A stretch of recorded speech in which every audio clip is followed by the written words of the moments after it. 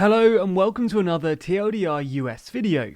Today we'll be profiling Judge Amy Coney Barrett, who's currently undergoing her Supreme Court confirmation hearing by the US Senate Judiciary Committee. This video does not intend to discuss in great detail the potential impact of an appointment of a conservative justice, as we've already done that in a couple of previous videos, although naturally it will be addressed when discussing what we're focusing on, which is Judge Barrett's background, especially her career and record, what she stands for, and the public's view on her. Before we get into that though, a quick shout out to everyone who's been backing us on Patreon. These backers help us make more content across the TLDR network and support the work we're doing.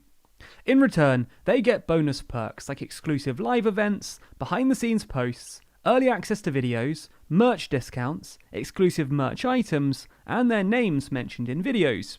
Find out what you can get over on our Patreon page. It's linked down below. Amy Coney Barrett was born in New Orleans, Louisiana in 1972. She was raised a Catholic, her faith remaining with her to this day, and now lives in South Bend, Indiana, the city where Pete Buttigieg served as a mayor before his 2020 Democratic primary campaign, with her husband and 7 children. Having gained her undergraduate degree at Rhodes College in Memphis, she moved on to Notre Dame Law School and excelled, graduating top of her class. Judge Barrett then moved into the world of work, working under conservative Supreme Court Justice Scalia as a clerk, before ending up back at her alma mater to teach law. Here, once again, she excelled, and by all accounts, was a fantastic teacher and a likeable person. 2017 saw the beginning of her judicial career in her own right, when President Trump gave her the nod for the US Court of Appeals for the 7th Circuit, overseeing a few states in the Midwest. The fact she only entered the judicial system 3 years ago and was basically considered a shoo-in for the nomination of Supreme Court shows the talent and ability that the Republicans and their allies clearly see in her. Anyway, after the death of liberal icon Ruth Bader Ginsburg last month, Judge Barrett was quickly nominated, and, well, here we are today. So that's a bit of background on how she reached the lofty heights she's at today. But what does she stand for? Can we learn anything from her previous judicial record? And why are people, especially Democrats, so vehemently against her nomination? First of all, Judge Barrett is what you could describe as a constitutional originalist. Originalism is, according to Stephen Calabresi of the National Constitution Center, the belief that the constitutional text ought to be given the original public meaning that it would have had at the time it became law.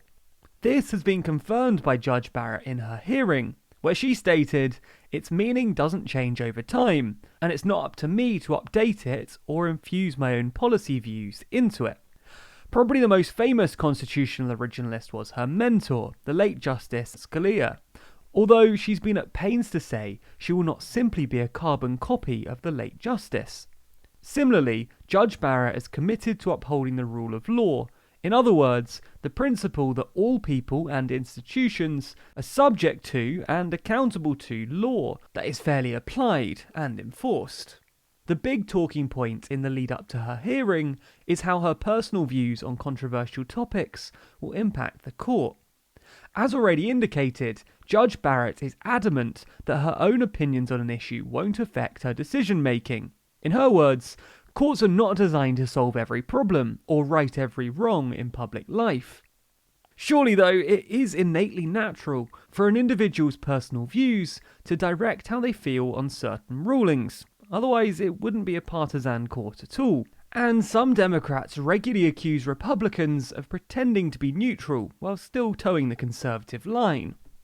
Abortion rights are already a controversial topic in US society, but some worry that the potential of adding another pro-life justice to the court leaves open the possibility of overturning Roe v. Wade.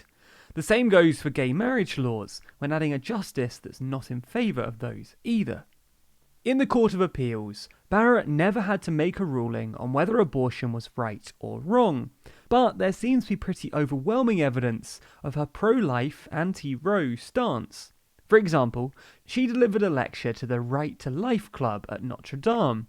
She also joined an anti-abortion rights faculty while at school, and she signed a letter in the South Bend Tribune which criticised Roe's barbaric legacy.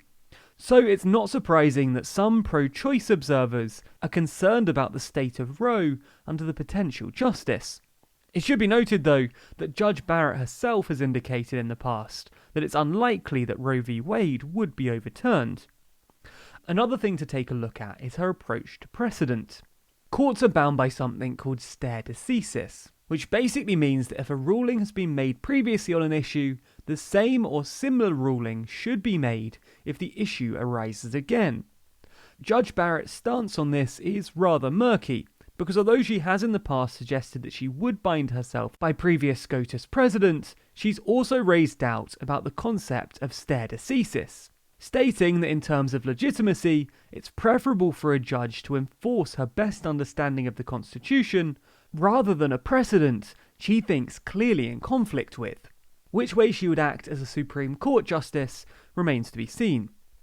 All that being said, why do people like or dislike her?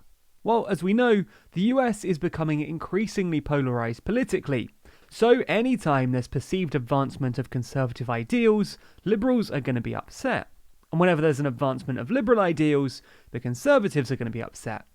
And when there's the potential of a 6-3 Supreme Court balance, there's naturally going to be uproar on one side and joy on the other. Opponents worry about her originalism and her potential stance on abortion and LGBTQ+ rights, as we've discussed. But the major short-term worry about Judge Barrett for Democrats at the moment, ignoring for a second the potential long-lasting court imbalance, is that there's a case coming up about the Affordable Care Act, just a week after the election. There are serious fears that the Affordable Care Act could be torn up with a Conservative majority court, leaving millions of Americans without healthcare. However, although she's been sceptical about a previous SCOTUS ruling protecting Obamacare, Judge Barrett certainly hasn't publicly expressed opinion on the severability of the Act's healthcare design, which the future case concerns, from its individual mandate to have health insurance. In fact, in the hearing this week, she's fought back against accusations that she's hostile to it. On the other side, many conservatives, due to party polarity, will be happy about the way that Judge Barrett potentially could rule on certain issues, where liberals would not be thrilled. Conservatives, especially women, also see Judge Barrett as somewhat of a beacon of right-wing feminism, being a very successful scholar and judge, in addition to having a large family. Of course, the right is also buzzing about the potential of an entrenched conservative court for generations to come. And, why wouldn't they be? So, there we have it. An impressive career, and as with any appointee to the Supreme Court, a whole host of potential controversy. So, what do you think? Should Coney Barrett be approved? And do you like what she stands for? Do you think that the concerns surrounding issues like abortion and gay marriage are genuine, or just liberal talking points? And do you support a Supreme Court justice being selected right now, even when millions of votes are currently being cast? Let us know your thoughts in the comments below.